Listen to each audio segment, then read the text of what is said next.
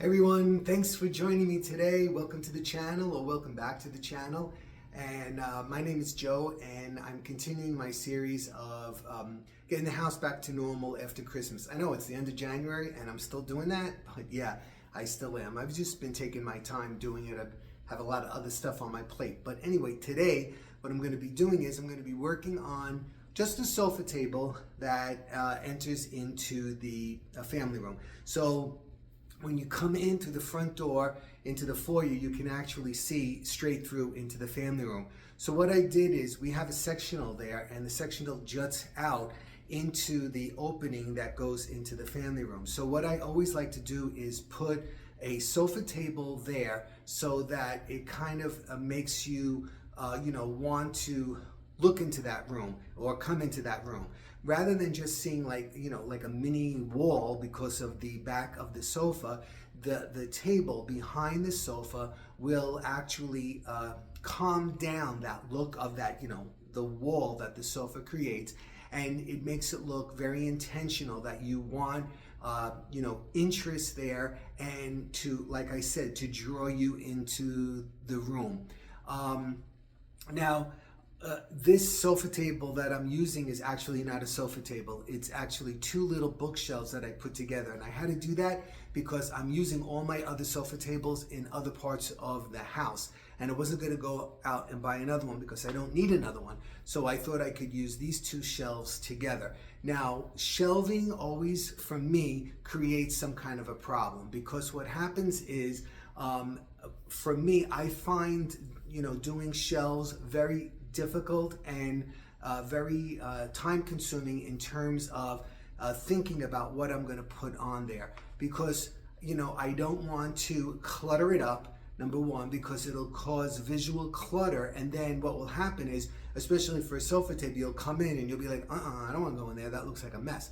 So I want to create something, like I said, that will create interest. Now, what I need, or from my aspect and from my looking online and reading up and seeing what other people do, is you have to create some kind of a balance. You want to use a variation of things, but things that relate to one another, and you want to place them on those surfaces so that your eyes dance from one to another, not become cross-eyed because there's too much stuff on there. So like I said, it's always a challenge, but hopefully you'll see. It's a very short video. Hopefully you'll see what I did and appreciate my thought process on how I did what I did. All right, so stay tuned for this little short video, and like always, don't forget to comment and subscribe, and just say hello, anything. I love it. Okay, everybody, take care, and hope you enjoy the video. I'm going to use these two little bookshelves here as my sofa table because I want some interest as you walk into this room, rather than just the back of the couch. And I'm using all the other sofa tables I have somewhere else, so I'm going to try to somehow make this work. So I thought I'd try a lamp on here.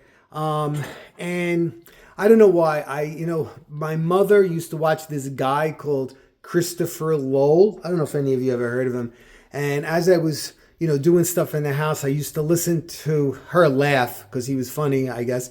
And but what he said, I remember him saying one time that, when you enter into a room, it's good not to be able to see directly into it because you want to create some mystery or something like that. So I guess this does a little bit. He always said, make something that makes someone want to walk into the room, like to discover what's in the room. So anyway, lamp first.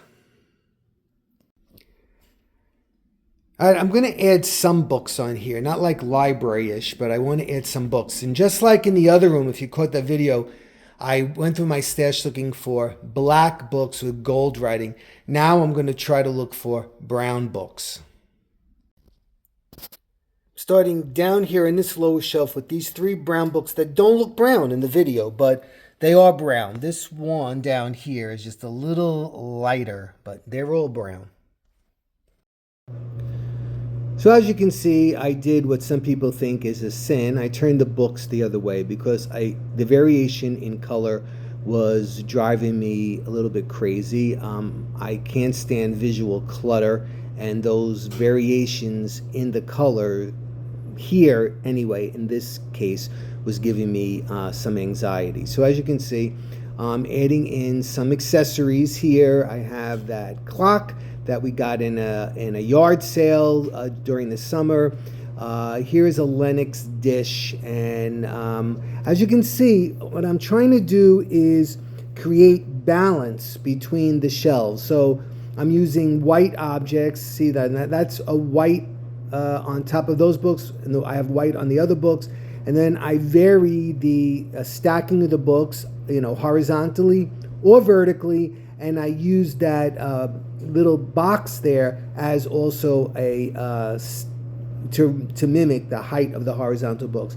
This is a piece that was given to my father. My father was a policeman, and on this side I'm using this clear glass bowl so it's not so heavy, and I'm going to add some seasonal pine cones in here just to round out the whole picture. So there you go. It came out all right. Like I said in the beginning, I always have problems with decorating these shelves, but what I look for is balance, and hopefully I got it. Thanks for stopping by. Take care. Bye-bye.